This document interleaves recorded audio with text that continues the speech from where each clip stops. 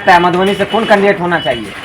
अपनी बारी सिद्दीकी है, फातमी साहब है। सुन रहे समीर कुमार महासेठ दावेदार हैं। समीर महासेठ क्या किया? उद्योग मंत्री रहते हुए देखिए आप पूरे भगवाड़ा में कोई काम हुआ है? कुछ नहीं हुआ। कुछ नहीं हुआ। कोई काम नहीं हुआ है? आज तक नहीं, कोई काम नहीं हुआ है। आज तक कोई काम नहीं। अगर वो वोट मांगने आएंगे तो क्या कहिएगा इस बार? भगाया जाएगा। आरजेडी की वफादारी की सबूत अगर आप जानना चाहते जी। हैं तो आरजेडी को बचाने वाला एक सिंगल आदमी था। जब अविश्वास प्रस्ताव हुआ था तो सिंगल आदमी शहाबुद्दीन थे, जिन्होंने बड़ी वफादारी के साथ आरजेडी को बचाने का काम किया था उस दौर में। और उसका परिणाम क्या हुआ? हिना साहब जो सामाजिक कार्यकर्ता और मैंने दो बार उम्मीदवार भी रहे, और जब राज्यसभा की बारी आए तो हिना साहब को दरकिनार किया गया। ये क्या माना है? अगर वफादार सिपाही को नहीं आप बनाते हैं उम्मीदवार, सिर्फ धनबल वाले को ही उम्मीदवार बनाएंगे तो आपका परिचय देखने को जय हिंद साथियों, आप देख रहे हैं मधुबनी हलचल न्यूज। इस समय हमारी मौजूदगी है मधुबनी के कुछ राजद के कार्यकर्ता और साथ ही साथ जो इस लोकतंत्र के सच्चे सिपाही हैं, कुछ लोग यहाँ पे मौजूद हैं। आज पूरे बिहार भर में तेजस्वी प्रसाद यादव जो कि नेता प्रतिपक्ष है, उनके द्वारा जन विश्वास यात्रा चलाया जा रहा है। जी हाँ, आज दिन रविवार 25 फरवरी मधुबनी तेजस्वी यादव जी आ रहे हैं। क्या कहना चाहेंगे? कार्यकर्ताओं में, नेताओं में क्या जोश है? आइए उनसे जानने की कोशिश करते हैं। जी, सबसे पहले अपना परिचय दीजिए सर। जी, मेरा नाम अताउर रहमान अंसारी, पूर्व मुखिया भच्ची पंचायत, समाज सेवी हैं। अब ये कहिए, तेजस्वी जी का कार्यक्रम आज मधुबनी में है, इसको लेकर क्या क्या तैयारी चल रही है महागठबंधन की तरफ से? देखिए, तैयारी उनके आने की जो कुछ भी हो, ये तेजस्वी प्रसाद यादव जो हैं ये सिर्फ माई समीकरण की बात करते हैं, व्यवहारिक इनका एम नहीं है, ये स्पष्ट हो चुका है। चूंकि राज्यसभा में 2 सीटें थी, जैसे एक सीट अभी खाली हुई अशफाक करीम की, जो अशफाक करीम साहब कटिहार मेडिकल कॉलेज के बिहार के एक अच्छे मुसलमानों में, नेक और ईमानदार मुसलमानों में गिनती थी। उनकी जगह पर संजय यादव या मनोज यादव जो भी हो, जो वो आपके हरियाणा के उनके सलाहकार हैं, उनको राज्यसभा में भेज दिया गया। और यही माई समीकरण है।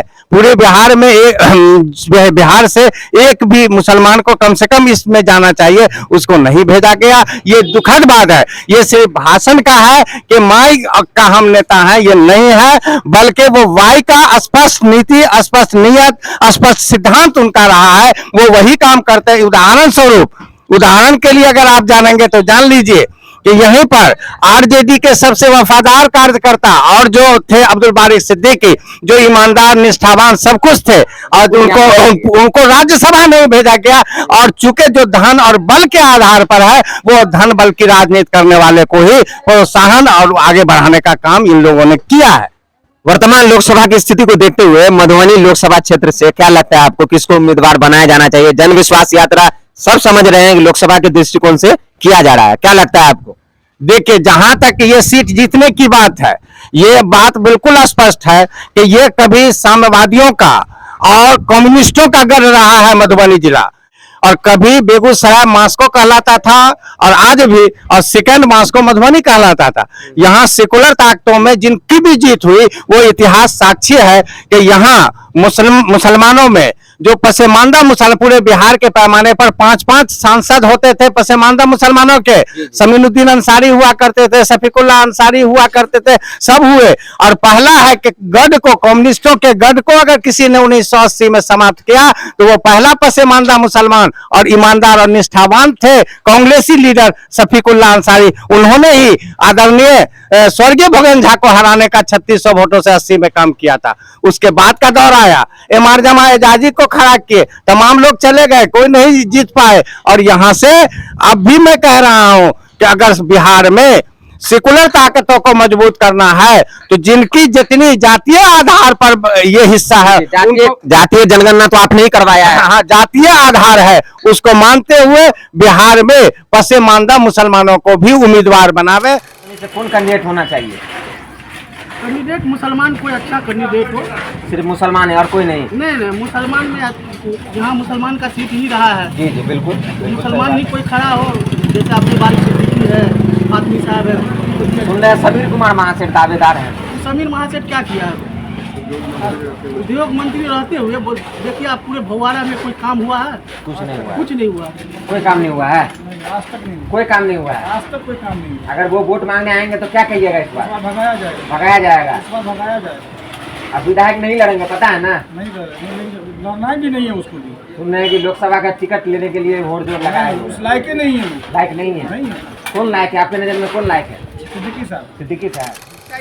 यूपी मधुबनी जिला ही नहीं, आपको याद होगा सिद्धांत के आगे लोग मरे हैं, उसूल के आगे मर मिटे हैं, सत्ता के पीछे नहीं हटे हैं। वो वफादारी अगर देख लिया हो तो आदरणीय सोनिया गांधी को देखिए कि वो प्राइम मिनिस्टर की पद छोड़ करके वफादारी पार्टी के अंदर मनमोहन सिंह को बनाने का काम। आप ये देख लीजिए मधुबनी जिला की धरती में सूर्य नारायण सिंह को देख लीजिए, लोकेश नाथ झा को देख लीजिए, हरिनाथ मिश्र को देख लीजिए, आदरणीय भगन झा को देख लीजिए, चतुरानंद मिश्र को देख लीजिए और विश्वनाथ गुरमेहता को देख लीजिए। ये लोग लीडर थे, ये लोग जात पात से ऊपर उठ करके समाज की सेवा किया है न कि, और ये लोग सत्ता की लोलुपता, सत्ता के अंदर भागीदारी और व्यवसाय की राजनीति करते हैं। इस राजनीति से ऊपर उठ करके समाज की सेवा की भावना से राजनीति करने वालों का हमेशा होता है। जात की राजनीति से जमात की राजनीति अच्छी है, यही मेरी समझ है।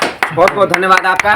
देख सकते हैं कितना आक्रोश मुसलमानों के बीच है, साथ ही साथ और भी जो भी पार्टी से जुड़े हुए महागठबंधन के नेता है जनता के बीच है। नीतीश जी से तो खफा है ही, साथ ही साथ तेजस्वी जी से भी खफा है। इनका कहना है कि आबादी के हिसाब से हिस्सेदारी मिलनी चाहिए, मुसलमानों को भी वाई समीकरण ही नहीं MY समीकरण में मुसलमानों को हिस्सेदारी मिलनी चाहिए। सिर्फ आप मुसलमान दरी नहीं बिछाएंगे, उनको भी सीट शेयर चाहिए, उनको भी राज्यसभा, लोकसभा और विधानसभा में जाने का अधिकार है। और भी खबरें देखने के लिए जुड़े रहे हमारे साथ। और